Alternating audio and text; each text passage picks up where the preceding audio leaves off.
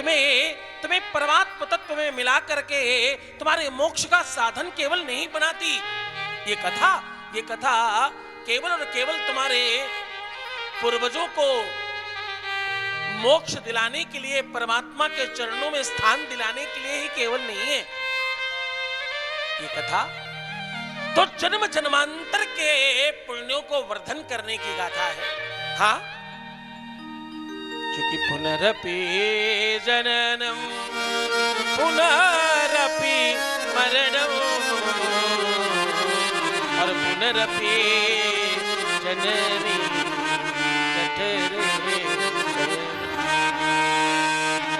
बार बार जन्म लेना, बार बार मर जाना और बार बार माता के जठराग्नि में, उनकी कोख में, पेट में पलना, इन सब चक्करों से मुक्त करने की गाथा है ये।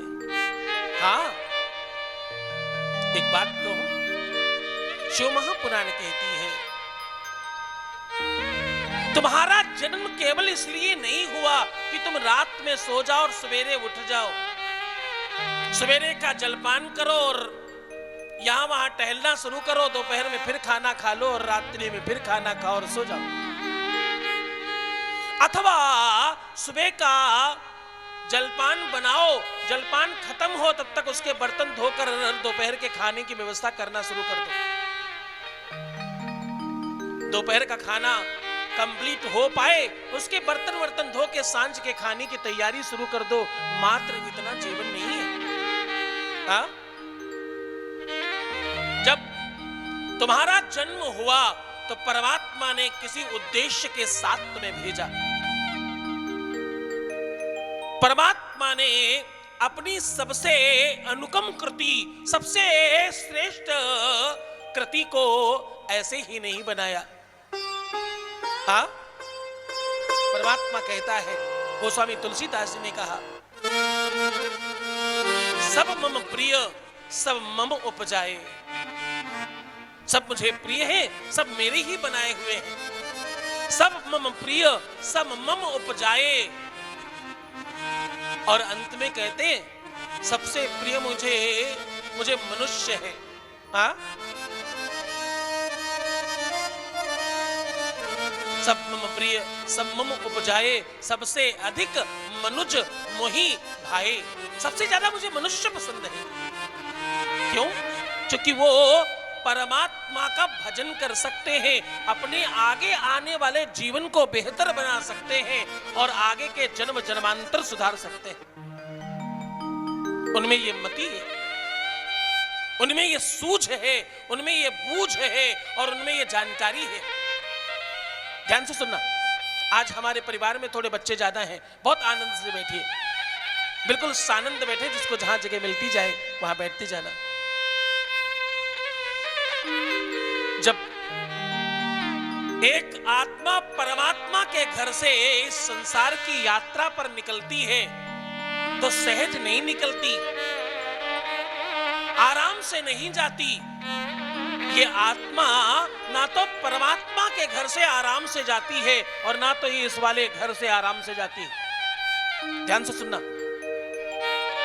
एक ऋषि एक संत से किसी उनके भक्त ने पूछा, गुरुदेव मरना और जीना क्या है?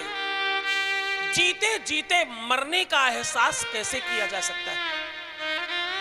आत्मा जब निकलती है शरीर से तो आत्मा को कैसा लगता होगा? इसका एहसास नहीं हो पाता गुरुदेव, और इसका एहसास जिसको होता वो रहता नहीं है गुरुदेव। अगली बार जब वो जन्म लेता है तो पिछला वाला याद रहता नहीं है गुरुदेव। कृपा करो मुझे बताओ, मरने के बाद कैसा लगता है?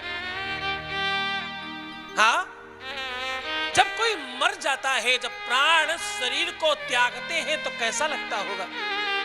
क्या एहसास होता होगा?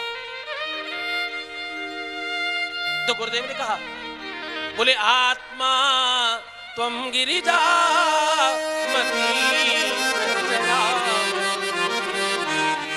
प्राणः शरीरं गृहम् अरे अरे अरे गुरुदेव, मरने के बाद भी किसी को आनंद आता है? हाँ, मरने के बाद आनंद आता है। नहीं नहीं गुरुदेव, ये सच नहीं है।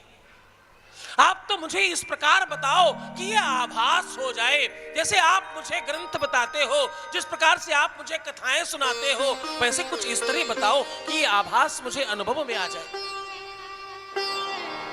हाँ, संत लोग कहते हैं जो जल्दी जिसका निधन हो गया वो बड़ा पुण्यात्मा था, उसे इस नरक में रहना नहीं पड़ा, वो जल्दी स्वर्ग चला गया। संसारी लोग कहते हैं अरे पता नहीं क्या ऐसा, किसी का क्या बिगाड़ा था, क्या खराब हुआ, क्या समय बर्बाद था, कितनी जल्दी चला गया। क्या बात सत्य है, कौन सी वाली बात सही है और किस बात को मानना चाहिए? मृत्यु सत्य है, मृत्यु सबकी होनी सुनिश्चित है, पर गुरुदेव मृत्यु का कारण क्या है? मृत्यु को कैसे समझे हम? हाँ, मृत्यु रोग जरा राग्नि, ये क्या जठराग्नि है और ये कौन सी अग्नि है गुरुदेव? इसको विस्तार से बताइए। और एक बात, क्या मरने के बाद शरीर की कोई भी चीज याद आती है क्या? अक्सर आपने देखा होगा लोग मेरे पर भूत आ गए, तो वो जो भूत निकल गया शरीर से वो दोबारा आता है क्या? और अगर आता है तो उसे सब याद रहता होगा, तो गुरुदेव थोड़ा और विस्तार से संदर्भ में बताएं, इसका क्या मतलब है और ये कैसे होता है? गुरुदेव, अक्सर देखा गया है, कुछ लोग कहते मेरे में देवी जी आ गई, मेरे में दुर्गा जी आ गई, मेरे में काली जी आ गई, मेरे में पता नहीं कौन से देवता आ गए। क्या किसी एक शरीर में दो आत्माओं का प्रविष्ट होना शास्त्र संगत है? क्या ऐसा हो सकता है क्या? और अगर हाँ, तो सबके साथ ऐसा क्यों नहीं होता? हर किसी के साथ होना चाहिए, कुछ कुछ लोगों के साथ ही क्यों? और अधिकतर उन लोगों के साथ क्यों जो किसी न किसी तौर पर, मानसिक तौर पर विकृत होते हैं? माना एक भक्त में और एक पागल में कोई खास अंतर नहीं होता, लेकिन गुरुदेव इसका समीकरण क्या है, इसकी समीक्षा क्या है? ध्यान सुनना, बहुत ध्यान से समझना। शिव महापुराण का तुम्हें भाव और उसका पूरा सार बता रहा हूं, गंभीरता से सुनना। गुरु जी ने अनेकों प्रकार से समझाया, बोले सुनो, ये मन की स्थिति है, इंसान की इच्छाओं का कभी भी दमन नहीं हो पाता। एक इच्छा पूर्ण होती है, दूसरी इच्छा उसी समय जन्म ले लेती है, और अनंत इच्छाओं को एक साथ रखने पर ऐसा आभास होता है कि हमारे अंदर कोई आ गया है। कभी कभी आप किसी के अतिशय प्रभाव में आ जाएं तो उसका अंदर होने एहसास होने लगता है।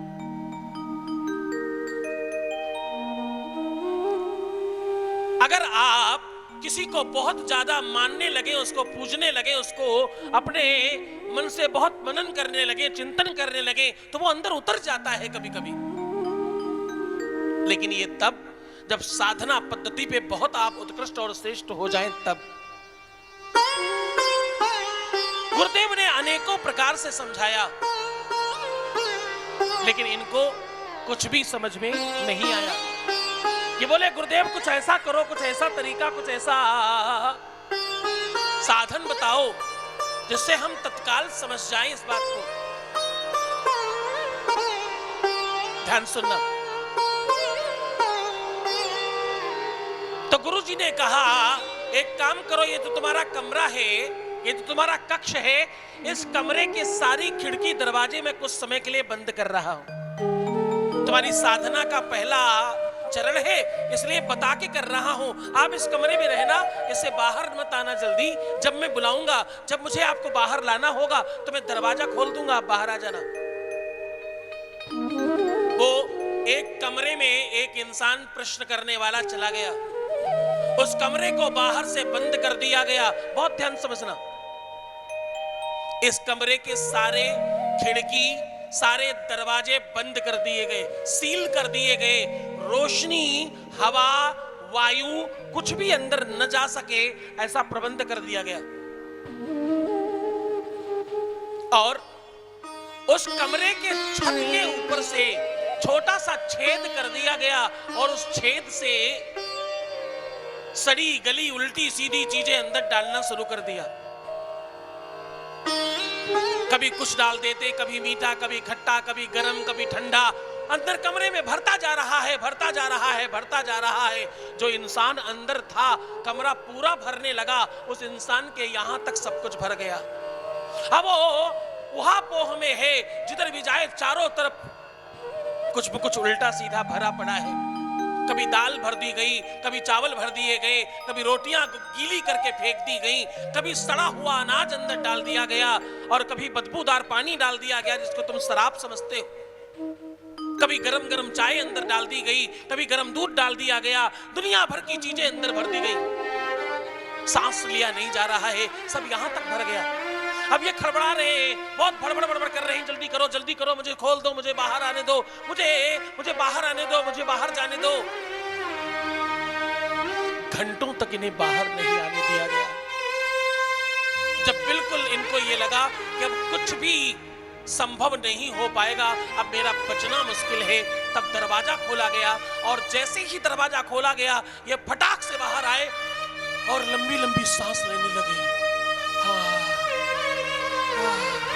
बचा, मैं बच गया, मैं ठीक हूं, मैं सुरक्षित हूं। अब गुरुजी आए, बोला अब तुम्हें कैसा लग रहा है? अरे गुरुजी क्या कैसा लग रहा है, आपने तो कमाल कर दिया, एक कमरे के अंदर बंद कर दिया, चारों तरफ से सब बंद था, ऊपर से न जाने क्या क्या मेरे ऊपर आप फेंक रहे थे, मैं जैसे तैसे बाहर आ पाया हूं, मुझे नहीं जानना ये क्या था।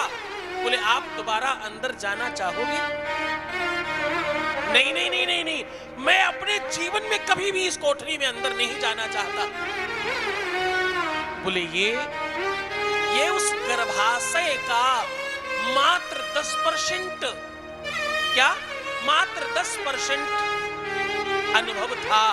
तुम सोचो वो जीव जो 9 महीने गर्भाशय के अंदर रहता है, माँ को प्यास लगे तो पानी पी लेती, और ज्यादा अच्छा लगे तो चाय पी लेती, कभी दूध पी लेती, कभी खाना खा लेती, कभी दवाइयां पी लेती। तो जरा सोचो उस काल कोठरी में जहां ना तो सांस जाना था, जीव एक गुब्बारे के अंदर बंद होता है, एक बिल्कुल पतली सी झिल्ली में, पन्नी में बंद होता है, और वहां मलमूत्र की कोठरी है। जरा सोच कर देखो जीव 9 महीने कैसे रहता होगा। उससे बाहर आकर जैसा प्रतीत होता है बिल्कुल वैसा ही शरीर भी पूरा मलमूत्र है, इसके अंदर जो आत्मा है वो चारों तरफ से तुमने खा पी करके अपने मांस को, हड्डियों को, रक्त को, मज्जा को इतना बढ़ा रखा है कि आत्मा छोटी सी अंदर दबी पड़ी है। हाँ, जब उस कोठरी से बाहर आती होगी, जैसा तुम्हें प्रतीत हो रहा है बिल्कुल वैसा ही प्रतीत होता होगा। हाँ? श्रीमद् भागवत महापुराण में कपिल देवहूति संवाद है इस पर।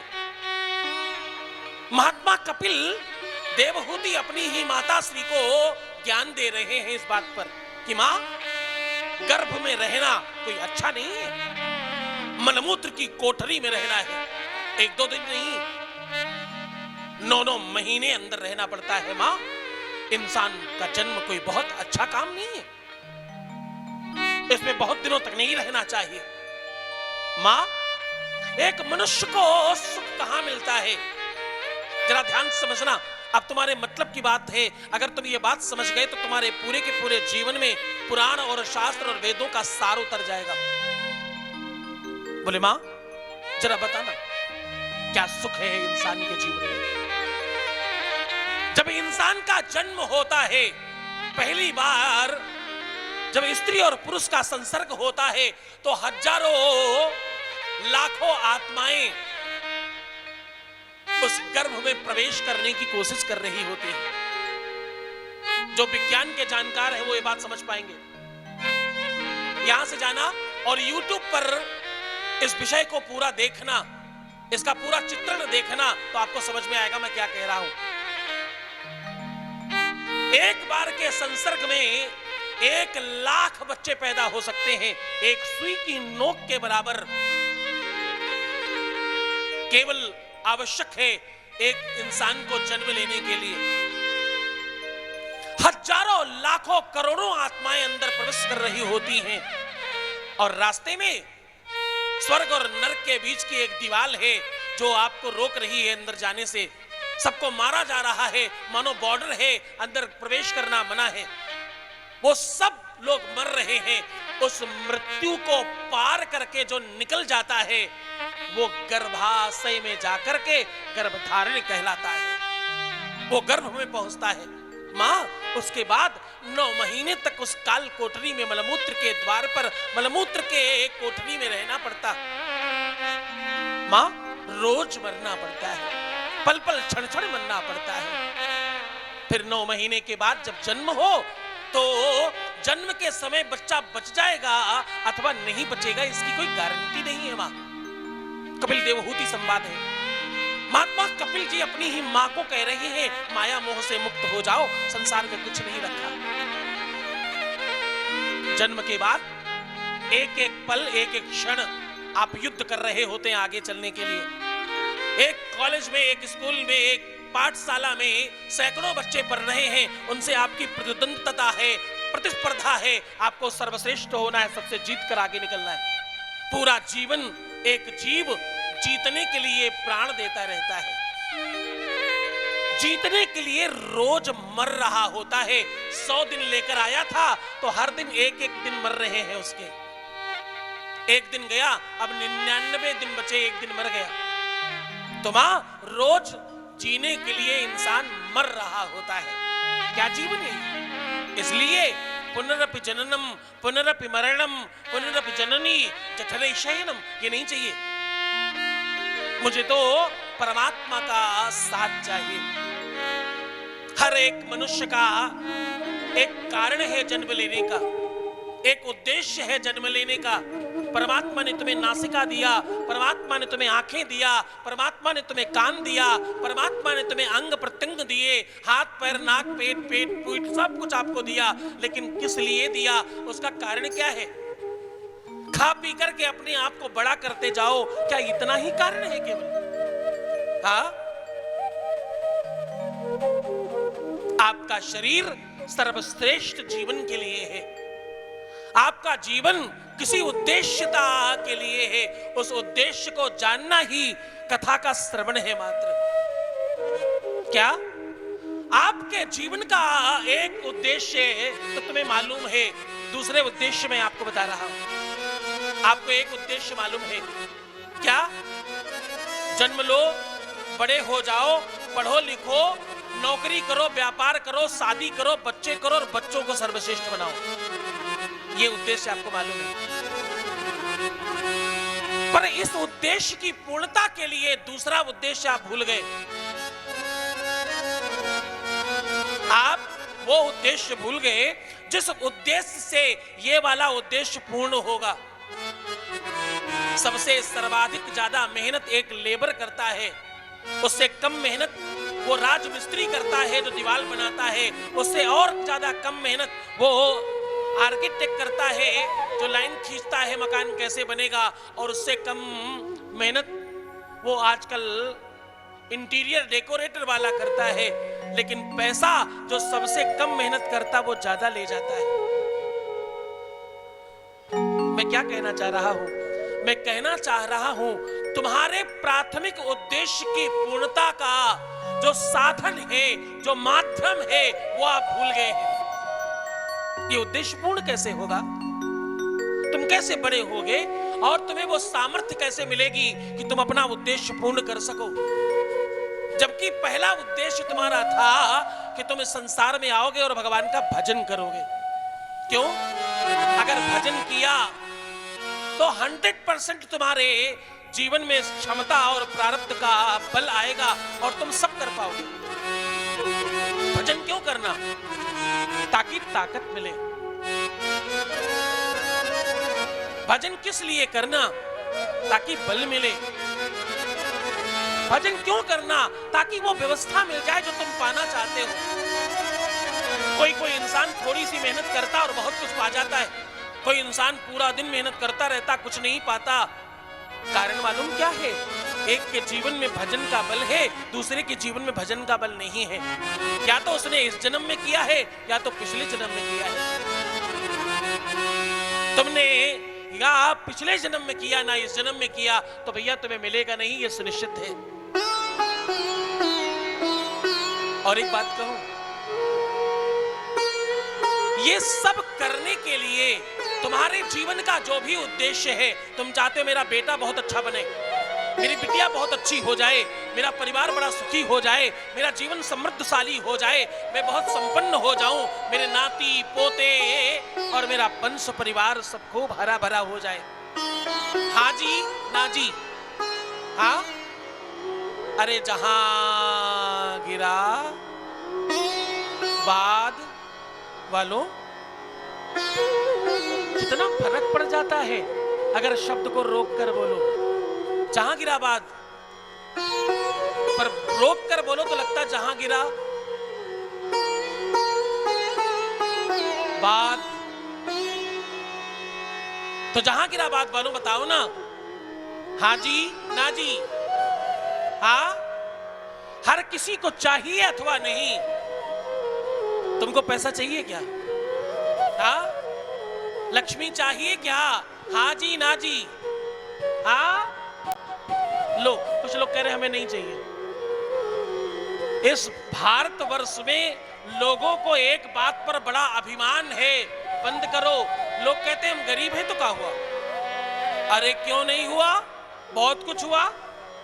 तुम गरीब हो तो सबसे पहले यह हुआ कि तुम्हारी इच्छाओं का दमन हो रहा है रोज। तुम गरीब हुए तो यह हुआ कि तुम्हारे जीवन में आवश्यकताओं की पूर्ति नहीं हो रही। तुम गरीब हुए तो यह हुआ तुम्हारे आसपास वो साधन नहीं है।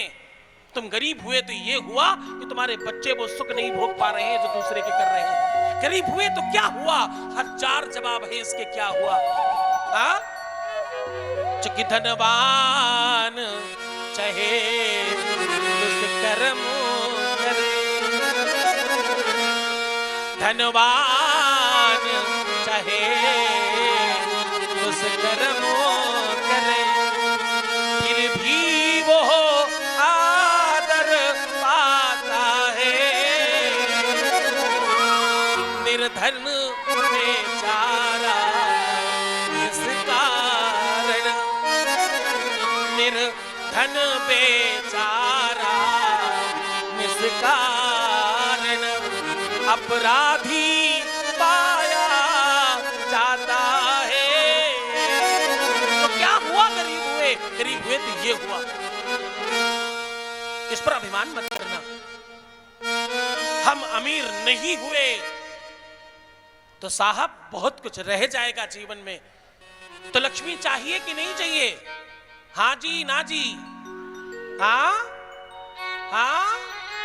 ना जी? हाँ जी कि ना जी? सुनाई नहीं दे रहा।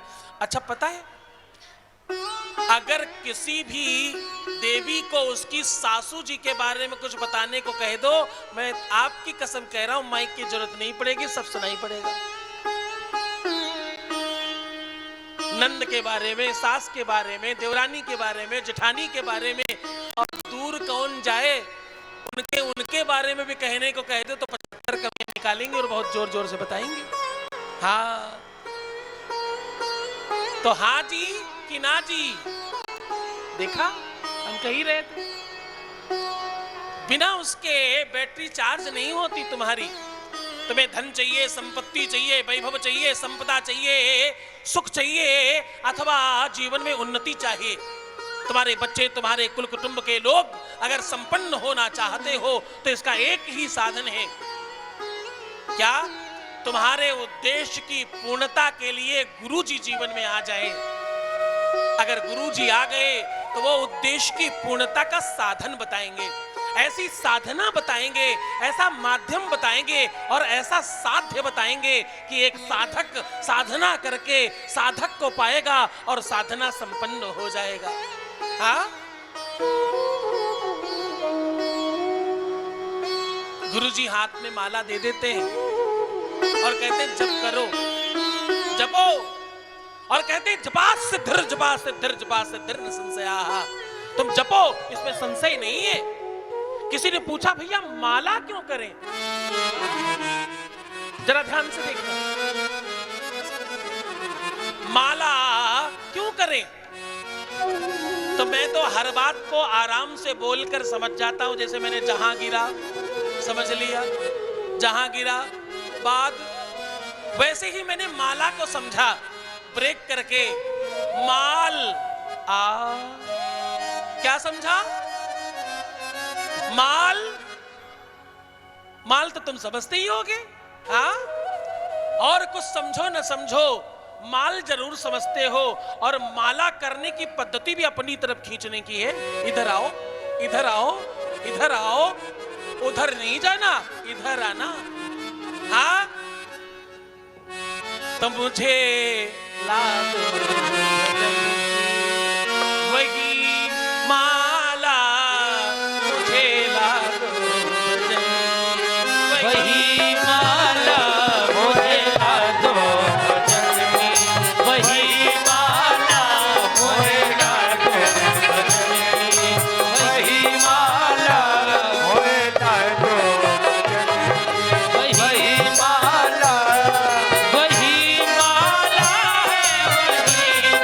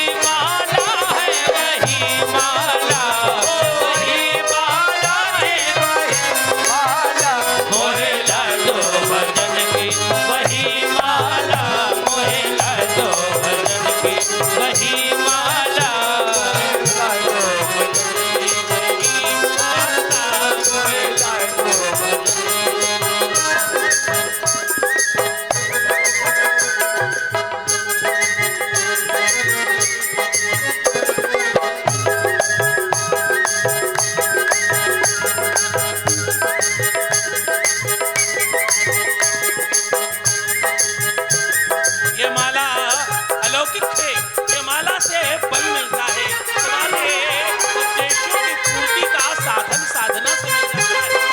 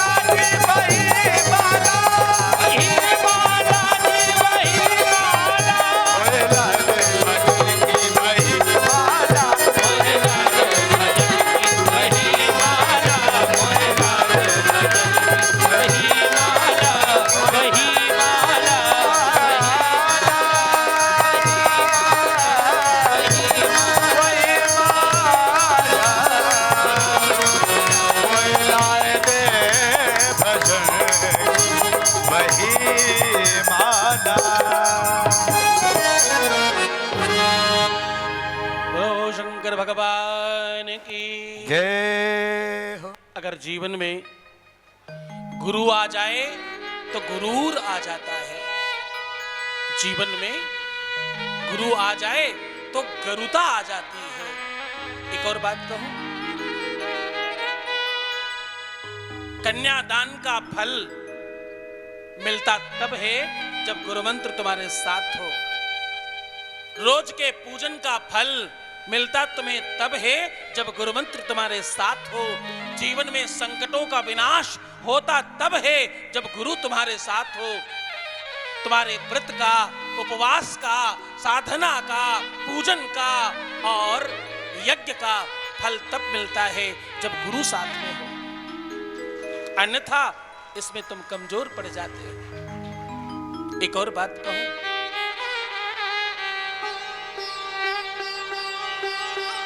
इस संसार में प्रकृति जब नया रंग रोगन करती है, अथवा यूं कहो कि जब शिक्षण सत्र प्रारंभ होता है, पौराणिक टाइम पर शिक्षण सत्र प्रारंभ होता था गुरु पूर्णिमा के दिन से, ध्यान समझना।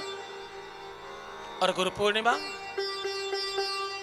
महादेव का दिवस है, श्रावण का दिवस है, हाँ श्रावण की पूर्णता का दिवस है। इसीलिए गुरु पूर्ण माह है, क्योंकि पूर्णिमा है। और किसकी पूर्णिमा है? श्रावण की पूर्णिमा है, गुरु पूर्णिमा। और एक बात कहूं, इस संसार में जो जगत का गुरु है, जो समूचे विश्व का गुरु है, उसका नाम शंकर आचार्य है। क्या है? शंकराचार्य। जगत गुरु शंकराचार्य जी महाराज बोलते हैं। क्या कहते हैं? जगत गुरु शंकराचार्य जी महाराज। इस संसार को अगर कोई गति दे सकता है, अगर गुरुता दे सकता है, अगर गरुता दे सकता है, संपन्नता दे सकता है, तो उसका नाम शिव है। चाहे वो गुरु के रूप में आए तो वो शंकराचार्य होता है, और देव के रूप में आए तो महादेव होता है। हाँ, और एक बात कहूं, इस संसार को जब संपन्नता मिलती है, उसके पहले सावन आता है, सावन के बाद ही संसार में संपन्नता शुरू होती। इस धरती पर रंग रोगन शुरू होता, इस धरती की हरिमा शुरू होती, पेड़ पौधे संपन्न हो जाते, उनकी हरियाली, उनकी संपन्नता, उनके पुष्प, उनके बौर और उनके नए कोपल दिखते। कब? श्रावण के बाद। श्रावण की फुहार पड़ती तो प्रकृति श्रृंगार कर लेती। उस श्रावण मास के अधिष्ठाता महादेव, देवादिदेव महादेव भगवान शंकर है। हाँ? गुरु जीवन में आ जाए तो मूल्य बढ़ जाता है, कीमत बढ़ जाती है इंसान की। तुम्हारी ताकत, तुम्हारी कीमत, तुम्हारा बल बढ़ जाता है। एक बार किसी गुरु ने गुलाब के पुष्प से कहा, गौर से सुनना, गुलाब के पुष्प का कहा, बोले आपको बहुत कीमती होना चाहिए और आप में बहुत सारे रंग हैं। ध्यान से सुनना। गुलाब ने कहा मेरे में कोई रंग नहीं और ना ही मुझ में कोई कीमत है, मुझे तो किलो के भाव में खरीदा जाता है, मेरी कोई कीमत नहीं है और मेरे में कोई रंग भी नहीं है। उस गुरु ने कहा तेरे पत्तियों का कलर हरा है, तेरे पास हरा रंग है तो सही। पत्ती ने कहा केवल हरा रंग ही तो है, और कौन सा रंग है? बोले तेरे कांटों में काला रंग है। बोले बस इतना ही तो है, और क्या है मेरे में?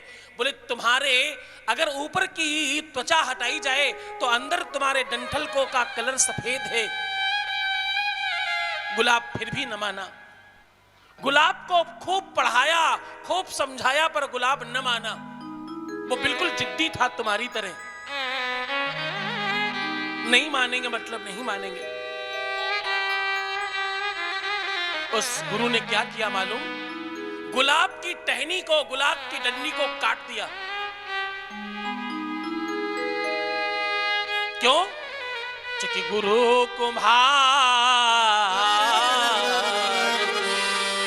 तुम्हार और गुरु कुम्हार, गुरु कुम्हार सिख कुंभ है, गड़ी गड़ी मारत वो अंदर हाथ सवार देत और बाहर मारत चोट। हाँ, जो गुरु की डांट से, फटकार से, हथौड़े से बच गया, वो कुछ बन नहीं सकता। गुरु का लाडला तो वो है जो जो जो रोज डांट खाता है, जो रोज डांटा जाता है, रोज कुछ बोला जाता है जिसको, रोज कुछ कहा जाता है जिसको। क्यों? वो सुधार व्यवहार व्यवस्था है ना, इसलिए रोज सुधारा जा रहा है। बर्तन अनुकूल बन रहा है। जो डांट नहीं खा सकता, जो छेनी हथौड़ी के मार से बच गया पत्थर, वो मूर्ति कभी बन सकता नहीं, वो कीमती कभी बन सकता नहीं। गुलाब की टहनी को गुरुदेव ने काट दिया और काट कर कुछ और जोड़ दिया उसमें। कुछ और जोड़ दिया मतलब समझ रहे हो ना? कुछ ज्ञान दे दिया, कुछ और समझा दिया, कुछ और बता दिया। अब क्या हुआ कि गुलाब लाल की जगह पीला निकला। फिर काटा, फिर जोड़ा, लाल की जगह पीला, पीले की जगह गुलाबी, गुलाबी की जगह नीला, नीले की जगह न जाने कितने रंग के गुलाब निकलने लगे। और क्या हुआ मालूम? गुलाब को तो विश्वास हो ही गया कि मेरे में बहुत रंग हैं, मैं बड़े रंग का गुलाब हो सकता हूं। इसके साथ साथ हुआ यूं कि वो पहले वाले गुलाब की जगह दूसरे वाले गुलाब की कीमत बहुत ज्यादा बढ़ गई। पहले वाला गुलाब किलो के भाव में बिक रहा था, अब दूसरा वाला गुलाब सिंगल सिंगल बिकने लगा। हाँ, आप पीला गुलाब खरीद कर दिखाइए सामान्य वाले गुलाब के भाव में। हाँ, हरा गुलाब, नीला गुलाब, बैंगनी गुलाब, बसंती गुलाब खरीद के दिखाइए, सस्ते रूप में नहीं मिलेगा। उस गुलाब की कीमत बढ़ गई। वो गुलाब दुनिया के बाहर घूमने लगा, देश विदेश में भ्रमण करने लगा, फ्लाइट की यात्रा करने लगा। हाँ, अमेरिका, लंदन, कनाडा, ऑस्ट्रेलिया सब घुमाया। वो गुलाब पूरा विश्वव्यापी हो गया। ये कैसे हुआ मालूम? ये गुरु की कृपा से हुआ।